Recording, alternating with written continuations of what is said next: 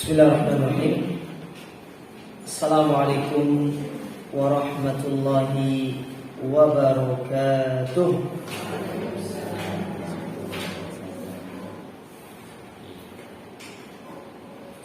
Innal hamdalillah nahmaduhu wa nasta'inuhu wa nastaghfiruh wa na'udzu billahi min shururi anfusina wa min sayyiati a'malina. Man yahdihillahu fala mudilla lahu wa man yudlil fala hadiya lahu wa ashhadu an la ilaha illallah wahdahu la syarika lahu wa ashhadu anna Muhammadan abduhu wa rasuluh. Ya ayyuhalladzina amanu taqullaha haqqa tuqatih wa la tamutunna illa wa antum muslimun. Ya ayyuhan nasu taqu rabbakumul ladzi khalaqakum min nafsin wahidah wa khalaqa minha zawjaha wa batha minhuma rijalan katsiran wa nisaa. Wattaqullaha alladzi tasaaluna bihi wal arham innallaha kana 'alaikum raqiba.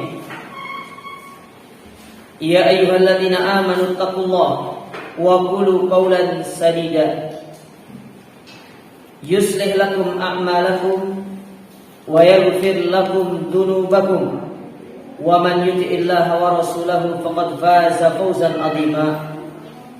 Amma ba'du fa inna asdaqal hadithi kitabullah wa khairal huda hudan nabi sallallahu alaihi wa ala alihi wa sallam wa syarrul umuri muhdatsatuha fa inna kulla muhdatsatin bid'ah wa kulla bid'atin dhalalah wa kulla dhalalatin finnar. Masyarul muslimin wal muslimat, ahibati fillah, para jamaah yang senantiasa dirahmati dan dimuliakan oleh Allah Subhanahu wa taala. Alhamdulillah, kita bersyukur kepada Allah Azza wa Jalla di kesempatan pagi hari yang berbahagia ini kita kembali dipertemukan dan dikumpulkan oleh Allah Subhanahu wa taala di tempat yang mulia ini dalam rangka kita talabul ilmi, menuntut dan mempelajari ilmu agama. Baik, kembali kita akan melanjutkan kajian kita. Masih kita membaca kitab tafsir, tepatnya tafsir juz amma yang ditulis oleh Syekh Muhammad bin Shalih Al-Utsaimin. Dan sekarang kita masuk ke dalam tafsir surat apa, Bu? Surat Al-Kautsar.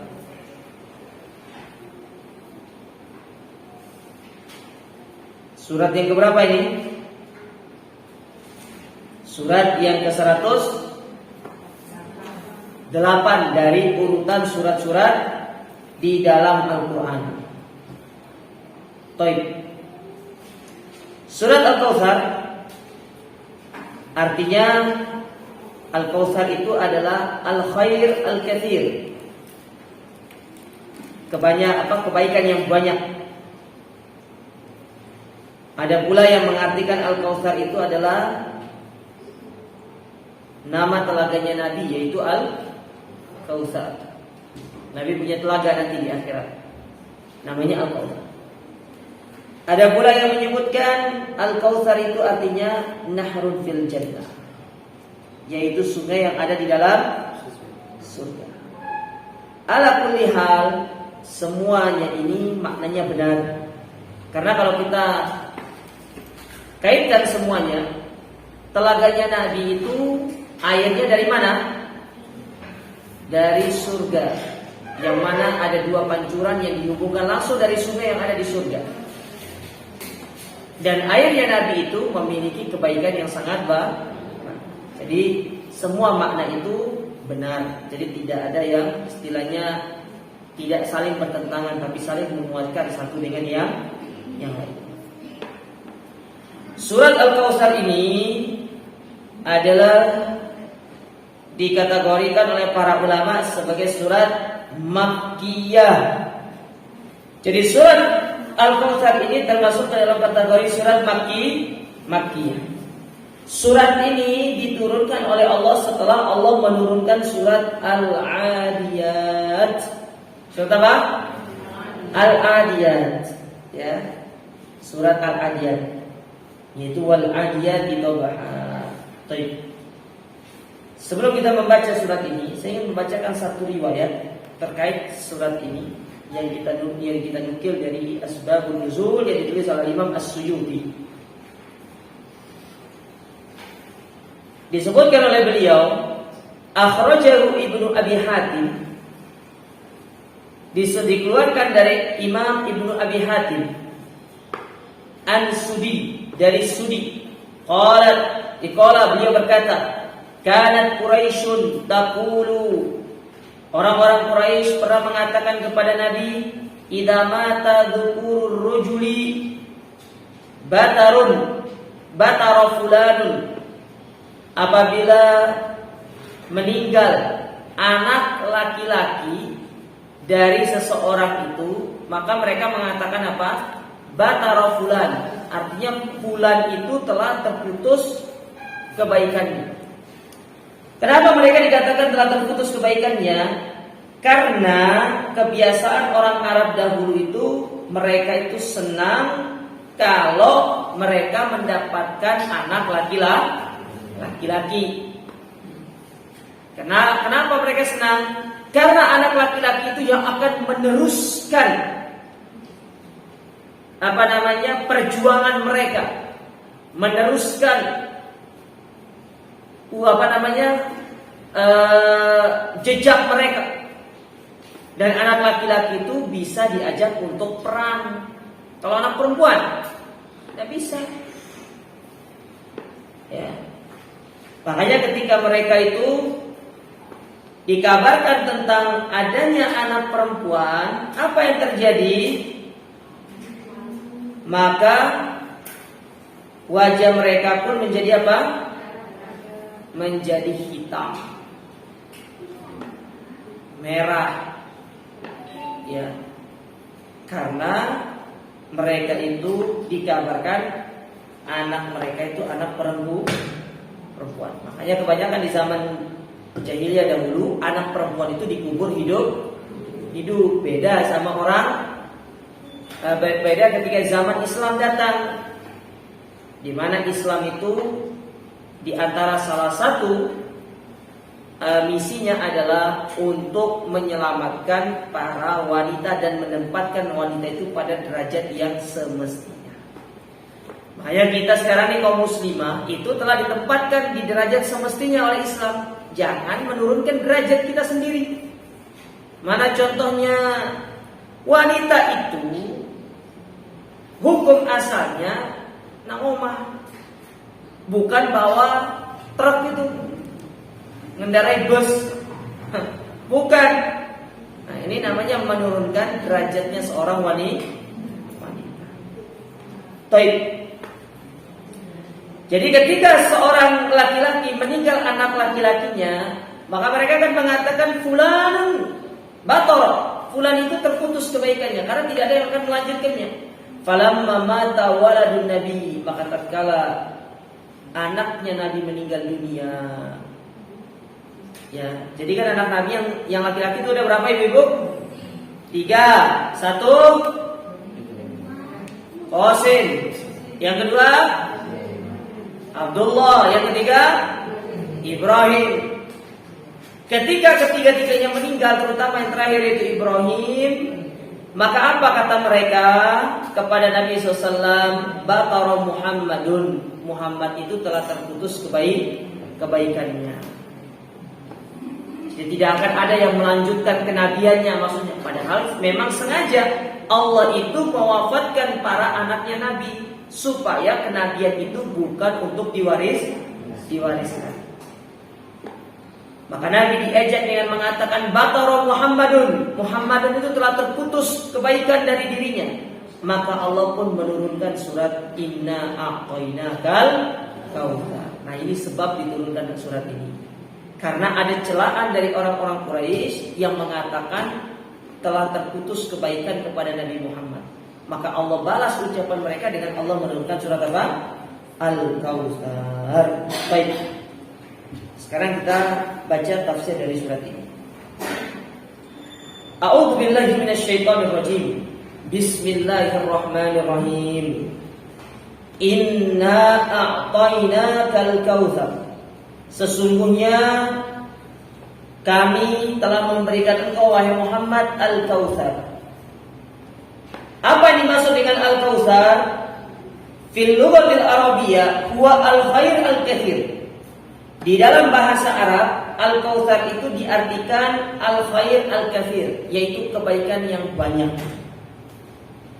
Wa hakadha kana Nabi sallallahu alaihi wasallam a'tahu Allah taala khairan katsiran fid dunya wal akhirah.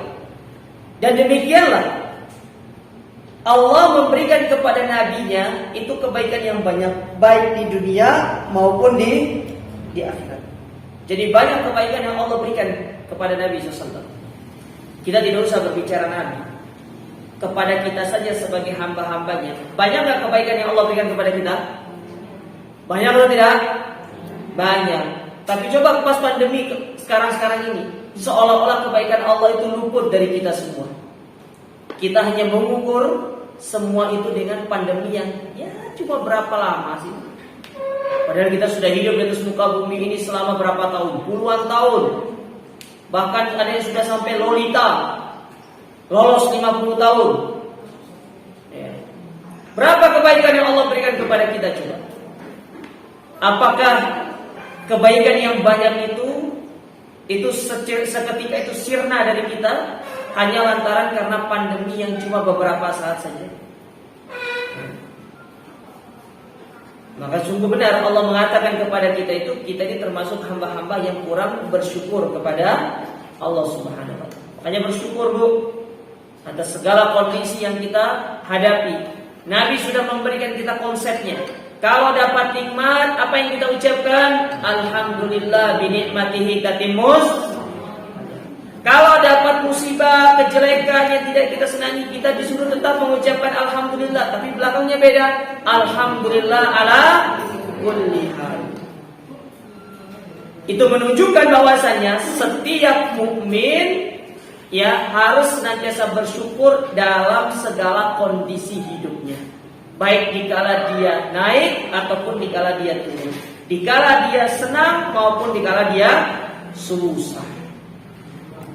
Maka Nabi SAW pernah bersabda dalam hadis yang dikeluarkan oleh Imam Bukhari dan Imam Muslim dari sahabat Suhaib bin Sinan radhiyallahu taala anhu, kata Nabi SAW, ajaban li amril mu'min, sungguh mengherankan perkaranya orang-orang yang beriman. Inna amrahu kullahu khair, sesungguhnya seluruh urusannya orang-orang beriman itu baik. Walaysa dzaka illa lil mu'min, dan kondisi ini tidak akan ditemukan melainkan hanya pada orang-orang yang beriman. Apa kondisi tersebut? Kata Nabi SAW, in asabathu sarra syakara fakana khairan lah. Kalau dia dapat nikmat, dia bersyukur, itulah yang terbaik untuknya. Wa in asabathu dharra sabara fakana khairan lah. Kalau dia dapat musibah lalu dia bersabar, maka itulah yang terbaik untuk dirinya. Maka kita berada di antara dua kondisi ini. Karena kehidupan kita itu kalau gak nikmat, ya musibah. Tapi yang paling banyak adalah nikmat. Adapun musibah sedikit. 1 bulan belum tentu kita dapatkan musibah. Ya. Tapi banyak sekali kebaikan yang Allah berikan kepada kita. Nah, famin dzalika, maka di antara kebaikan yang Allah berikan kepada Nabi, an-nahru al-azim alladzi fil jannati walladzi yasubbu minhu mizabani ala haudihi al-mawrud sallallahu alaihi wasallam. Maka di antara kebaikan yang Allah berikan kepada Nabi SAW, yaitu Allah memberikan sebuah telaga, yang mana telaga tersebut airnya mengalir dari sungai yang ada di surga melalui mizaban. Apa mizaban itu? 2 pancuran. Tapi jangan dibayangkan, Ustaz, gimana model pancurannya? Wallahu a'lam bishawab. Nggak ngerti kita. Nantilah kita akan minum bersama-sama nanti di telaganya Nabi SAW. Allahumma amin. Kalau sekarang kita tidak tahu. Tapi jangan nanti dibayangkan, oh pancuran itu kayak 2 keran yang ada di kolam gitu. Nggak gitu. Ya, nggak gitu. Adapun bentuknya seperti apa, bagaimananya, hadza wallahu ta'ala a'lam. Coba lihat ya. Kita kalau mau memperhatikan rentetan hari kiamat itu, orang yang dia itu berkesempatan minum di telaganya Nabi, berarti dia telah meminum air dari surga. Itu sebuah indikasi bahwasanya insya Allah dia pasti masuk ke dalam surga. Karena orang yang tidak minum dari telaganya Nabi, satu, mereka orang kafir. Yang kedua, mereka orang-orang yang berbuat syirik kepada Allah. Dan yang ketiga, mereka pelaku bid'ah. Ini tidak akan minum dari telaga Nabi. Tapi kita yang berpegang teguh dengan tauhid di atas sunnah, insya Allah berkesempatan minum dari telaga Nabi. Kalaupun nanti kita misalkan diberi kesempatan untuk minum, maka insya Allah pasti nanti kita masuk ke dalam surga. Karena itu ibarat kata apa ya, dalam istilah makanannya itu sebagai appetizer-nya ya, salam. Apa appetizer itu? Hah? Iya, makanan pembuka. Ya, kita orang kampung udah ngerti appetizer itu. Pergi cuci mulut katanya, akhirnya ambil sapu dicuci mulutnya. Iya. Itu pembuka. Subhanallah. Lihat banyak sekali menu-menu pembuka yang Allah berikan kepada kita sebelum masuk dalam surga. Di kuburan, apa pembukanya Ustaz? Allah melapangkan kuburan bagi orang-orang yang bertauhid. Tapi lihat orang kafir, disempitkan kuburannya sama Allah Ta'ala. Belum lagi di dalam kubur Allah berikan kita nikmat kubur, ditemani dengan amal soleh yang bentuknya baik rupanya. Beda sama orang-orang yang kufur sama Allah. Temannya siapa? Amal keburukan dia dan wajahnya buruk rupa. Banyak sekali makanan-makanan pembuka, istilahnya hidangan pembuka yang Allah berikan kepada kita sebelum nanti kita benar-benar masuk ke dalam surga. Luar biasa. Maka sabar berada di atas sunnah, di atas tauhid ini sampai kita meninggal dunia, mengingat begitu banyak keutamaan-keutamaan yang Allah Subhanahu wa taala berikan kepada kita. Baik. Jadi ada 2 pancuran yang tersambung kepada telaga Nabi SAW. Lalu apa kata saya di sini? Ma'uhu asyaddu bayadun minal laban. Airnya itu lebih putih daripada susu. Lebih putih daripada. Jadi dari sini kita tahu bahwasanya air telaganya Nabi itu tidak bening, tapi berwarna apa? Putih. Airnya itu lebih putih daripada apa? Susu. Wa ahla madaqan minal asal. Rasanya itu lebih manis daripada madu. Subhanallah. Ini bukan madu sembarangan loh ya. Lebih manis daripada madu yang paling manis di atas muka bumi ini. Apa madu yang paling manis? Saya tuh saya pernah ketawa ngakak itu di pas waktu perjalanan dari Jeddah dari Jeddah ke Madinah itu, mampir di rest kayak rest area gitu kan lumayan jauh tuh Jeddah Madinah itu perjalanan naik bus itu. Mampir di rest area, ada orang Yaman datang jual madu, ada madu ya Indonesia, madu ada madu Fir'aun katanya. Maksudnya madu Fir'aun itu gimana maksudnya? Ini madu dari zaman Fir'aun katanya.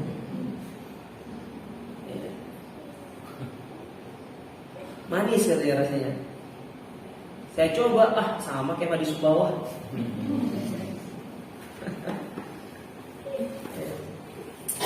Bukan promosi dulu ya. Tapi kalau mau beli gak apa-apa. Ya. Jadi manisnya lebih manis daripada apa? Madu. Wa atyabu raihatin minal misk. Dan baunya itu lebih harum daripada minyak kasturi. Subhanallah. Lihat bagaimana. Ya.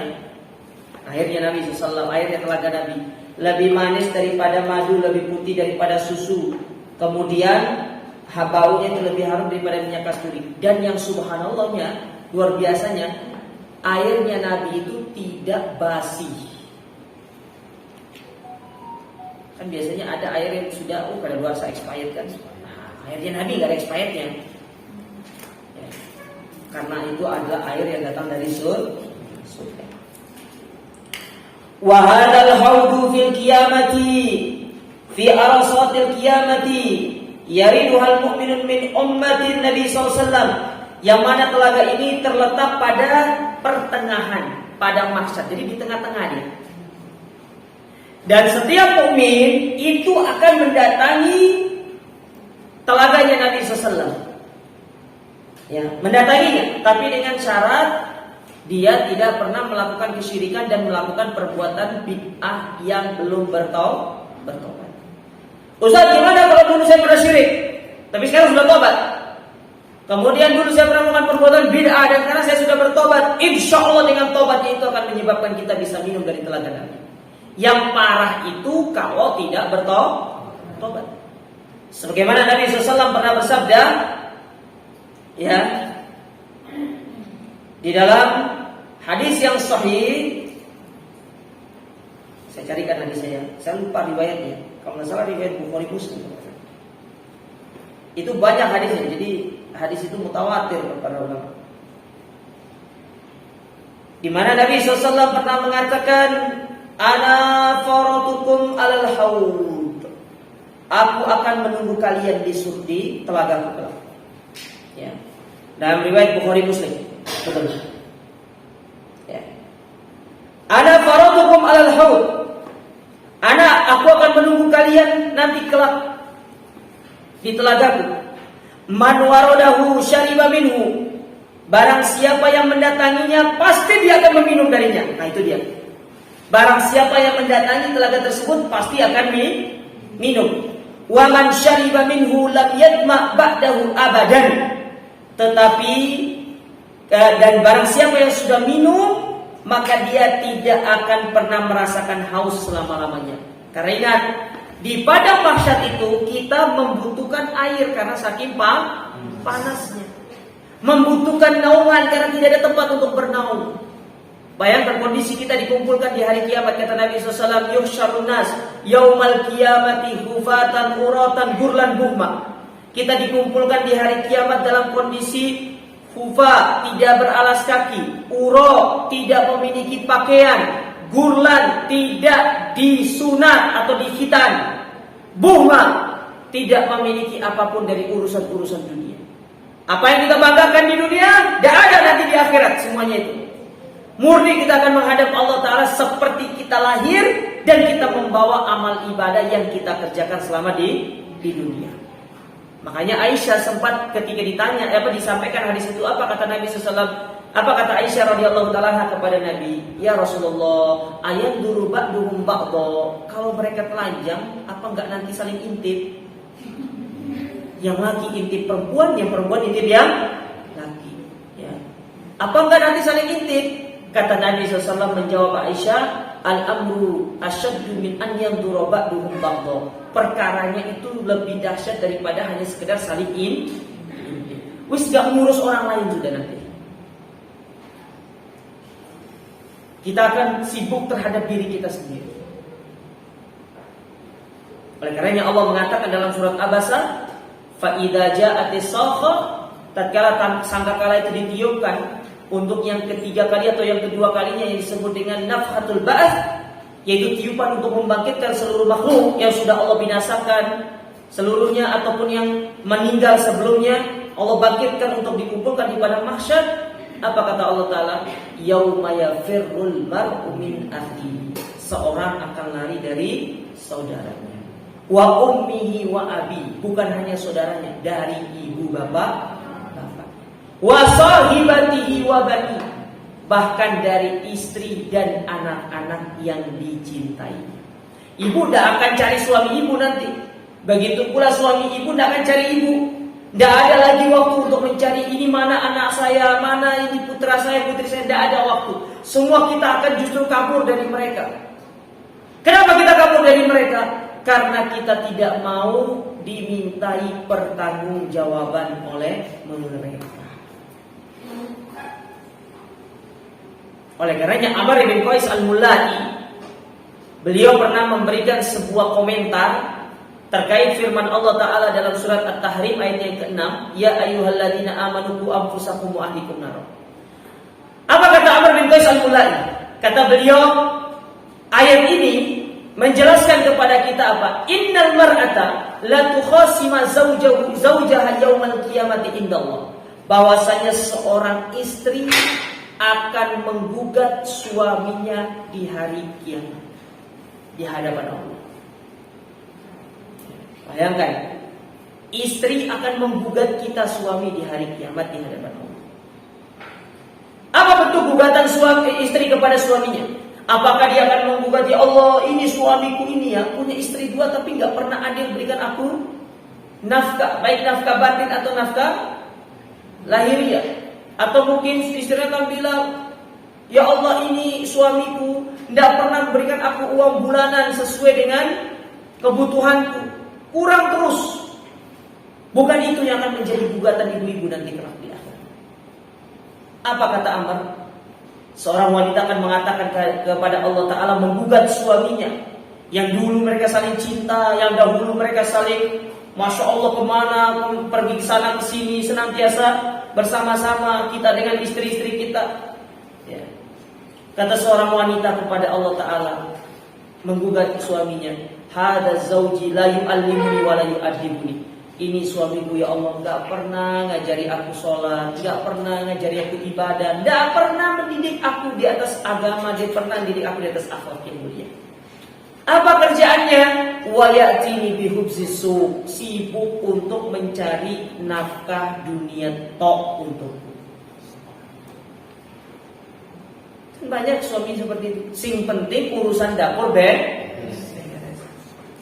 bukan masalah dapur tok kita hidup ini, tapi yang paling utama kemana rumah tangga itu akan dibawa, bahtera rumah tangga itu akan dibawa. Dan baiknya bahtera rumah tangga itu dibawa tergantung bagaimana suami menjadi seorang pemimpin yang baik di dalam mengajarkan agama, mengajarkan akhlak kepada istri dan anak-anaknya. Nah, ini penting. Nah, ibu tugasnya sekarang perannya apa? Kalau suami lupa, diingatkan. Karena tugas seorang istri adalah mengingatkan suaminya, tapi tentu dengan cara yang baik. Jangan nanti ngingatin suaminya itu kayak ngingatin sama anaknya, beda. Suami itu pemimpin, kita harus menasihatinya dengan cara yang baik. Ya. Taib. Jadi kata Nabi SAW, pasti kita akan mendatanginya, ya, telaga tersebut. Tapi ternyata ada orang-orang yang mereka itu dilarang untuk meminum dari telaga Nabi. Salah satu sebabnya karena mereka itu melakukan perbuatan bid'ah. Jadi pasti akan mendatanginya. Wa aliyatuhu kanujumis sama'i kasratun wa hasanan. Adapun bejana yang ada di telaganya Nabi itu seperti jumlah bintang yang ada di langit. Banyak. Sudah jumlahnya banyak, bentuknya bagus. Kita tidak pernah lihat ya, wallahu a'lam bentuknya seperti apa. Yang penting kita imani jumlahnya banyak dan bentuknya bagus. Tidak ada istilah nanti di akhirat, Ustaz, apakah nanti minumnya itu pinjam dong bejanamu? Tidak ada. Ya, kita akan menggunakan bejana kita masing-masing, gelas kita masing-masing untuk meminum dari telaganya Nabi SAW. Jadi nggak ada istilah nanti berebut, ayo lari sama itu. Barang siapa yang telat nanti nggak dapat apa gelas untuk minum, nggak ada istilah seperti itu. Allah sudah siapkan ya semuanya. Jadi tidak ada yang namanya berdesak-desakan, tidak ada lagi yang namanya aku dulu, tidak ada. Karena telaganya Nabi itu sangat luas. Bahkan disebutkan dalam sebuah riwayat, lebarnya saja itu sejauh sebulan perjalanan. Sebulan perjalanan. Kalau lebarnya segitu bagaimana pan? Oh iya, kita lanjutkan. Faman kana waridan ala syariatihi fid dunya kana waridan ala haudhihi fil akhirah. Nah ini dia. Barang siapa yang selama di dunia dia menerapkan syariat Nabi SAW, menerapkan sunnah di dalam kehidupannya, menjauhkan diri dari perbuatan bid'ah, maka dipastikan orang ini pasti akan meminum dari telaganya Nabi. Pasti.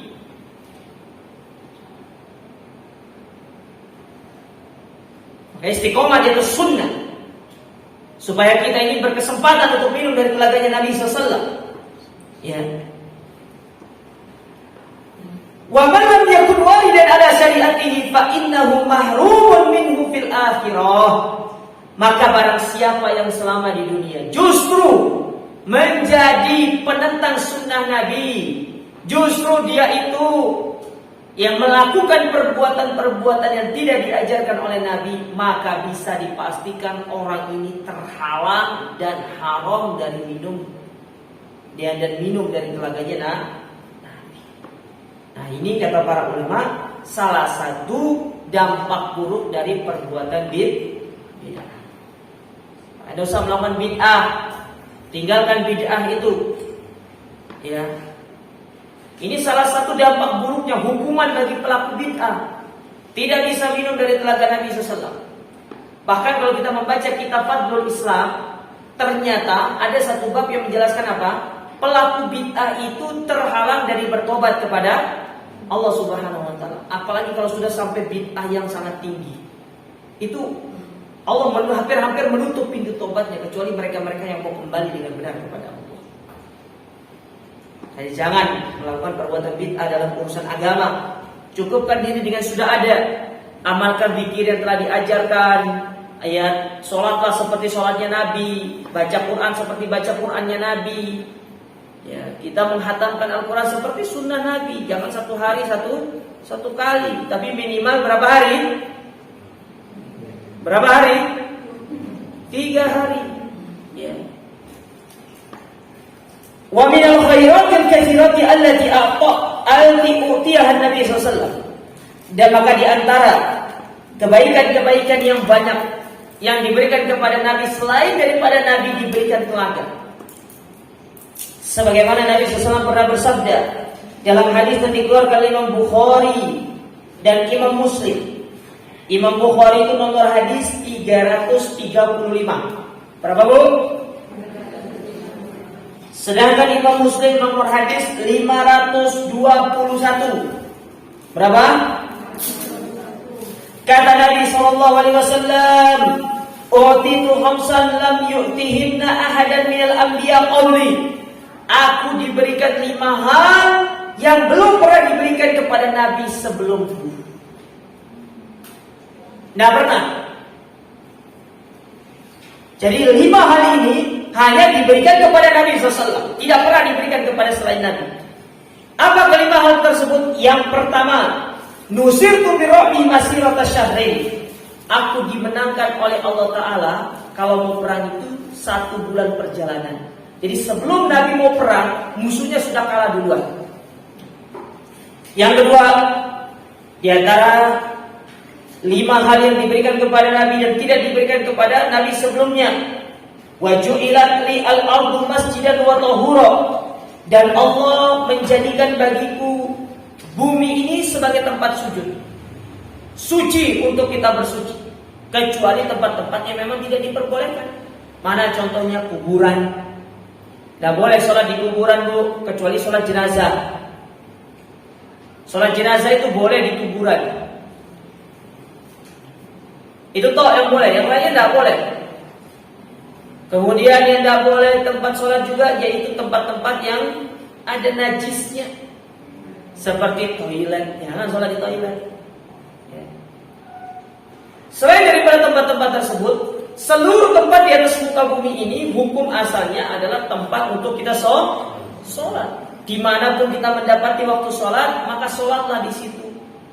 Kalau tidak ada air, Allah memudahkan kita untuk bertayamum. Gampang. Ya. Ustaz, gimana kalau seandainya saya selesai sholat, Saya jalan tiba-tiba mendapati airnya sudah selesai sholatnya. Maka tidak perlu diulangi. Ini pendapat yang saya pilih. Memang ada pendapat yang mengatakan kalau ketemu air maka sebaiknya diulangi. Tapi saya memilih pendapatnya ya sudah, karena sudah selesai melakukan sholat maka tidak perlu untuk kita mengulangi sholat kita. Ya, tidak perlu. Tapi kalau panjenengan itu was-was, misalkan, saya was-was sudah, saya ulangi, maka tidak ada masalah untuk Anda mengulangi sholatnya ketika mendapatkan air. Yang ketiga, wa utitu syafa'ah. Aku diberikan syafaat, kata Nabi SAW. Yang kita kenal dengan syafaatul utbah, itu nanti pembahasannya masalah syafaat. Yang keempat, wa uhillat li al-maghanim.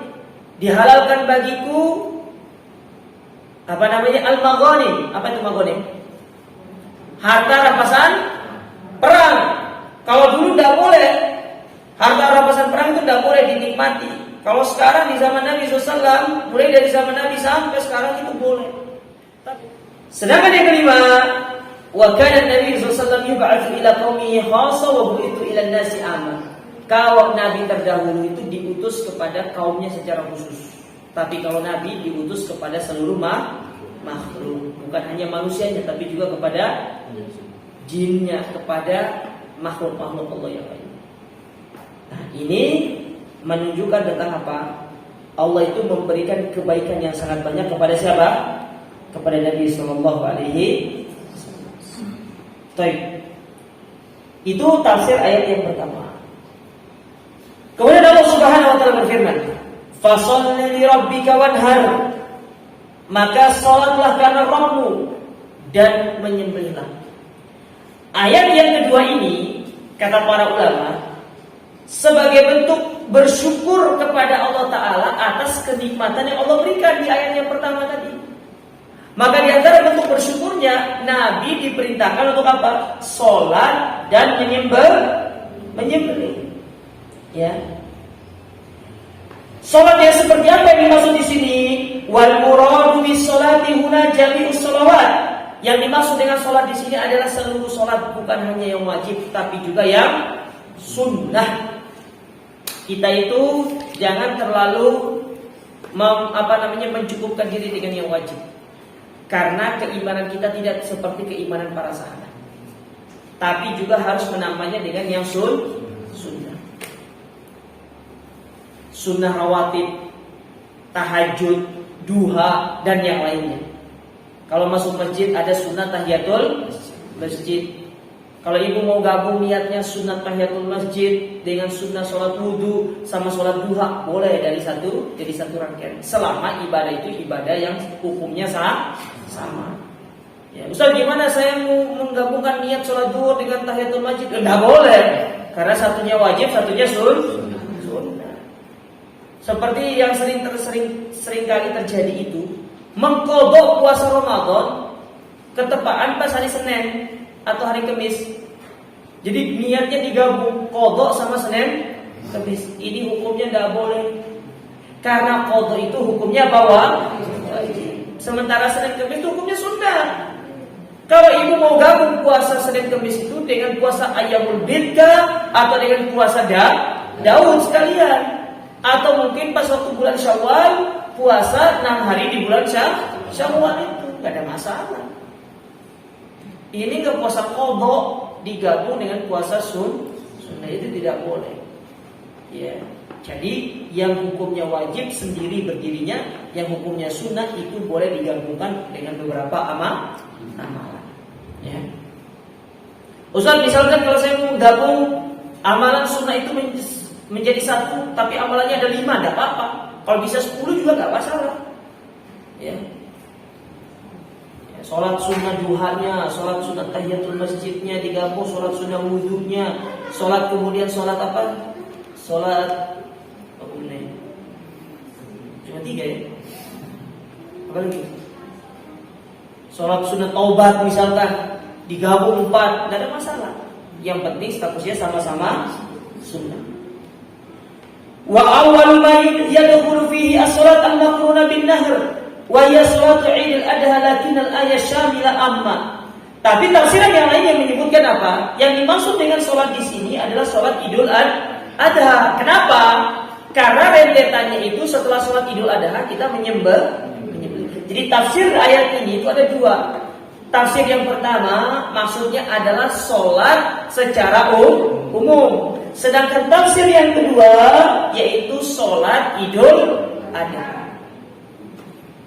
Tapi wallahu ta'ala alam, pendapat yang paling kuat yang dikuatkan di sini oleh para ulama seperti dikuatkan oleh Syekh Muhammad bin Shalih Al-Utsaimin, yang dimaksud dengan fasholli li rabbik, maka sholatlah karena Rabbmu, yaitu sholatnya adalah sholat yang wajib dan sunnah. Sholat secara umum, bukan yang berkaitan dengan sholat Idul Adha. Begitu pula dengan menyembelih. Apa yang dimaksud dengan menyembelih di sini? Apakah menyembelih yang kaitannya dengan pas waktu hari raya kurban saja? Itu salah satu pendapat. Tapi yang paling kuat pendapatnya adalah yaitu kita menyembelih secara umum, di mana kita itu diperintahkan ketika menyembelih itu atas nama Allah, karena menyembelih itu bagian daripada ibadah. Maka tidak boleh seorang itu menyembelih tujuannya untuk nanti untuk pindah rumah, tujuannya karena ingin bangun rumah baru, atau ingin buat pondasi, nanti kepala hewannya ditanam di pondasi tersebut, itu sama halnya menyembelih untuk dipersembahkan kepada selain Allah. Tidak boleh. Atau menyembelih hewan untuk kepalanya dialirkan ke sungai, ke sungai, laut. Yang kita istilah apa? Laut. Apa itu laut? Sedekah ya laut kita. Sedekahlah laut. Ada beberapa waktu yang lalu itu sedekah bumi. Jadi buminya diberikan. Ngapain bumi diberikan sedekah? Wong kita cari makan. Ya, Allah perintahkan kita untuk bercocok tanam di mana? Di bumi. Saya tuh heran. Nggak tahu, mungkin besok ada sedekah langit mungkin ya. Gimana cara sedekah langit gitu? Jadi tunggu pesawat lewat, ini pesawat itu ke bawah nih. Kalau sedekah laut tuh yang untung nelayannya, ketemu kepala sapi lumayan dibakar, bawa pulang ke rumah. Menyembelih itu untuk Allah. Jadi tidak harus karena ada satu momen-momen tertentu kita menyembelih. Misalkan mau makan ayam, ya sudah sembelih atas nama Allah, itu sudah dihitung sebagai ibadah. Sisanya dagingnya mau dinikmati tidak apa-apa. Mau dibuat opor ayam kah? Mau dibuat sosis ayam kah? Mau dibuat bakso ayam kah? Ya, mau dibuat ayam-ayaman kah? Intinya kita ketika menyembelih itu atas nama Allah Subhanahu wa ta'ala. Nah, ini yang dimaksud dengan apa? Fasholli li rabbika wanhar. Ya. Karena kebiasaan orang Arab dahulu, mereka itu adalah orang yang sangat royal di dalam menyembelih, terutama di musim haji. Abu Thalib saja itu bisa sampai ratusan ekor unta disembelih untuk jamaah haji. Maka kan pernah itu dikisahkan, ada seorang sahabat itu ingin beli kuda sahabat yang lainnya. Akhirnya dia pergi ke rumah sahabat itu bertamu. Nah, tuan rumahnya ini, si pemilik kuda, dia tidak tahu menyuguhkan apa sama tamunya selama 3 hari ini. Karena kan dia tidak akan nanya kepentingannya apa, keperluannya apa selama 3 hari. Ya, tidak akan ditanya sama pemilik rumah. Akhirnya bingung, kita mau suguhkan apa? Akhirnya dia lihat, oh dia masih punya kuda di luar. Disembelihlah kudanya itu untuk dijadikan sebagai jamuan tamunya ini selama 3 hari. Sampai pada hari ketiga, tuan rumahnya tanya, "Afwan pula, kamu datang ke sini untuk ngapain?" "Saya ke sini itu untuk beli kudamu." "Loh, yang kamu makan setiap hari itu yang kuda yang mau beli itu." Ya, gimana caranya mau beli sekarang? Jadi fasholli li rabbika wanhar, salatlah dan menyembelihlah sebagai bentuk bersyukur atas nikmat yang Allah berikan kepadamu wahai Nabi sallallahu alaihi wasallam. Kita pun demikian. Ya. Lalu Allah Ta'ala berfirman di ayat yang terakhir, "Inna syani'aka huwal abtar." Sesungguhnya engkau wahai Muhammad bukan orang-orang yang terputus dari kebaikan Allah Ta'ala. Ya. Sesungguhnya engkau wahai Muhammad ya bukan orang-orang yang terputus dari rahmat Allah atau dari kebaikan Allah. Justru mereka-mereka yang membenci mula, yang mereka itu terputus dari kebaikan Allah. Ya. Mereka yang menghinamu, mereka yang mendolimimu, pada hakikatnya mereka lah yang terputus dari rahmat Allah Subhanahu wa taala. Dan di sini pelajarannya adalah tidak bolehnya kita itu menghina Nabi sallallahu alaihi wasallam. Karena menghina Nabi itu bagian daripada kekufuran. Jangankan menghina pribadi Nabi, menghina salah satu sunnah Nabi saja tidak boleh. Apalagi menghina kepribadian beliau yang mana beliau adalah seorang Nabi. Jadi Nabi itu adalah orang yang tidak terputus kebaikan. Meskipun Nabi itu anaknya sudah meninggal dunia, tapi kebaikan Nabi itu tidak pernah terputus. Bayangkan, kita yang mengamalkan agama ini tetap ada bagian pahala untuk siapa? Untuk Nabi SAW. Karena beliau orang yang pertama kali mengajarkan kita agama yang mulia. Makanya kalau ada orang-orang yang mencela Nabi, yang menggambarkan Nabi seperti ini, tugas kita adalah kita menentang semua itu dan kita membela kehormatan Nabi sallallahu alaihi wasallam. Hada wallahu taala alam, ya, dari tafsir yang bisa kita ambil terkait dari tafsir surat Al-Kautsar, yang mana arti Al-Kautsar itu sendiri tadi adalah al-khair al-katsir, yaitu kebaikan yang banyak. Dan semoga Allah taala memberi kita kesempatan untuk bisa meminum dari telaganya Nabi sallallahu alaihi